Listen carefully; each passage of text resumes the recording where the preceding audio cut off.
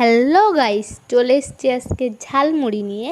আর ঝালমুড়ির জন্য এখানে আমি নিয়ে নিয়েছি আদা কুচি, টমেটো কুচি, কাঁচা পেঁয়াজ কুচি, ধনেপাতা কুচি, সেদ্ধ আলু কুচি, 2 রকমের ভাজা, তেঁতুল, গন্ধরাজ লেবু, এটা ছিল একটা হোমমেড মশলা, তারপরে ছিল ম্যাগি মশলা, বিট লবণ, মিট মশলা আর একটু সামান্য লঙ্কার গুঁড়ো।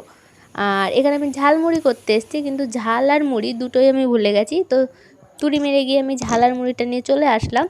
আর মুড়ি তো আমি অলরেডি একটা বাটিতে নিয়েই নিয়েছি। এবার এর মধ্যে আমি একে একে সব কিছু অ্যাড করে দেবো। এই যে পেঁয়াজ, টমেটো, ধনেপাতা, সেদ্ধ আলু, 2 রকমের ভাজা, আদা, তারপরে যত রকম মশলা ছিল সব মশলা, ঝাল, গন্ধরাজ লেবু আর অ্যাট লাস্ট একটুখানি তেঁতুলের পিউরিটা দিয়ে আমি ভালো করে মাখতে মাখতে মনে পড়লো আমি তো সর্ষের তেলটাই আনতে মনে নেই। তো সর্ষের তেলটাও আমি ঝট করে গিয়ে নিয়ে চলে আসলাম, দিয়ে দিলাম এবং সুন্দর করে মেখে নিলাম। আমার ঝালমুড়ি কমপ্লিট।